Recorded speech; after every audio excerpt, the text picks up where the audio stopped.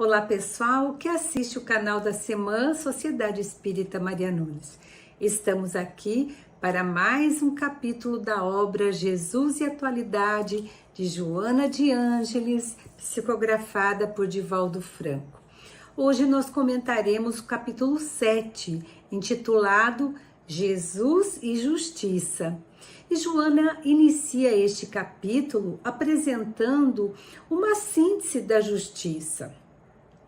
Ela diz que a justiça tem por objetivo reparar o dano causado e corrigir o infrator, tornando-o útil à sociedade a qual se encontra.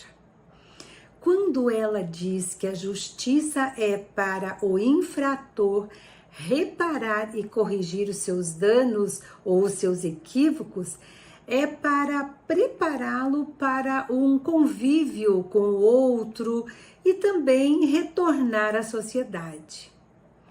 Ela corrobora com o Mestre Jesus quando ele diz que veio para ampliar o entendimento da justiça, veio para os aflitos e para os estropiados. Ele propõe o jugo suave, que pode ser entendido na observância das leis divinas e com a prática da justiça, do amor e da caridade. Então, para ele, o objetivo da justiça não é para punir ninguém, não é para punir o culpado, mas para trabalhar em favor da educação do ser, da disciplina, inclusive limitando a liberdade no delinquente. Interessante Joana falar de disciplina. Isso nos faz lembrar das palavras de Emmanuel quando ele propôs a Chico para o seu bom desempenho nas suas tarefas. E Emmanuel diz a ele: primeiro, disciplina. Segundo, disciplina. E terceiro, disciplina. Ele fala da importância da disciplina, principalmente nos trabalhos da casa espírita, dos estudos, das reuniões mediúnicas e para a reforma moral. Porque disciplina é a constância naquilo que me coube como responsabilidade. São os hábitos que se adquire, é o amadurecimento do ser. Muitos estudiosos dizem que disciplina é uma forma de controle de dominação. Mas, na verdade, essa disciplina que Joana vem nos mostrar, nos esclarecer, é o controle dos próprios impulsos. Vem de dentro para fora. É o aperfeiçoamento, é o crescimento interior. E também uma forma de fazer com que as pessoas não pequem mais. Por isso, ela vai dizer que a justiça trabalha em favor da educação, utilizando métodos disciplinares para que seja amenizada esta questão da liberdade do delinquente. Podemos entender esta fala de Joana de forma direta, que vamos dar um exemplo aqui. Quando alguém comete um ato que prejudique o outro, então ele é retirado do convívio social, ele é retirado do meio em que ele vive e levado a um julgamento e na sequência ele recebe uma sentença e vai ter a sua punição, dependendo do ato que ele cometeu, para que ele possa reparar o dano que causou. Essa é uma consequência direta. Mas também Joana nos explica que tem uma consequência indireta, que é a liberdade tolhida de outra forma. E vamos pensar em alguém ou aquele que está mais próximo de nós.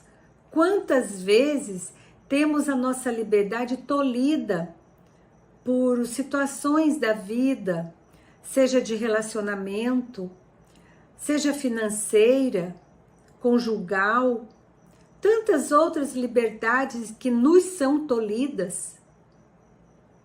Esse tipo de falta de liberdade tem também um objetivo, que é para que a pessoa reflita e repare os enganos que cometeu nesta vida ou em outras existências. E assim abrir a porta do arrependimento para depois ter outras experiências com a liberdade, essa liberdade mais dilatada, a fim de continuar o aprimoramento, o seu aprimoramento. Com isso, a veneranda nos esclarece que somos esses delinquentes que muitas vezes nos sentimos presos aqui na família, no trabalho, com o cônjuge. Essas são as limitações de liberdade que ela se refere. Preso aqui, porque essas prisões são as lições que precisamos para poder seguir adiante. E nos conscientizar também da importância da reparação ou a retratação com as leis divinas.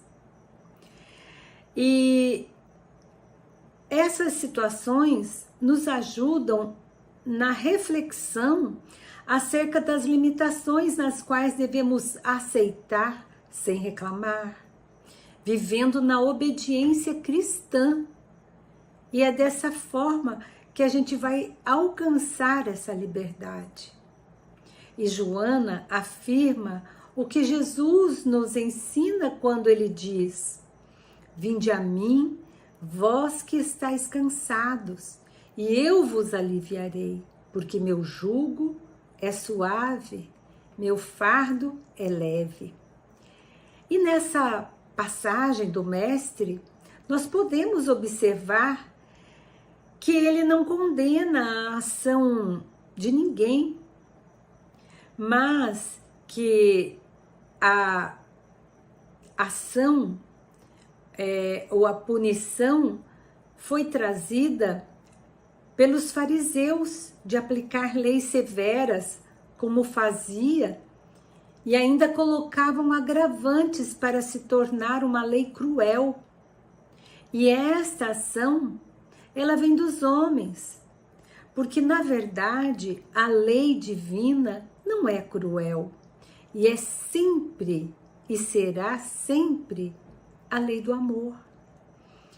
Foram os homens que deturparam essa imagem, inclusive colocando que Deus castiga. Mas a lei de Deus é amor, não existe castigo, e sim oportunidade de reparação. E a benfeitora vem nos dizer ainda que à medida em que o homem desenvolver sentimentos da inteligência para se aprimorar, as leis divinas serão mais brandas e a justiça mais equânime, ou seja, à medida em que se vai praticando o bem, a justiça aos poucos vai se unindo ao amor e à caridade. Por isso que ele diz justiça, amor e caridade.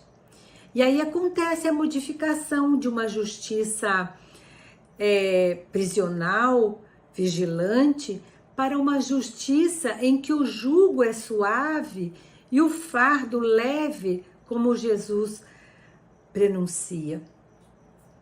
Refletir sobre esta justiça é importante porque, com todas as falhas da legislação humana, mesmo assim acabam por fazer com que as relações sociais tenham ordem e avancem. Esse é o objetivo das leis humanas.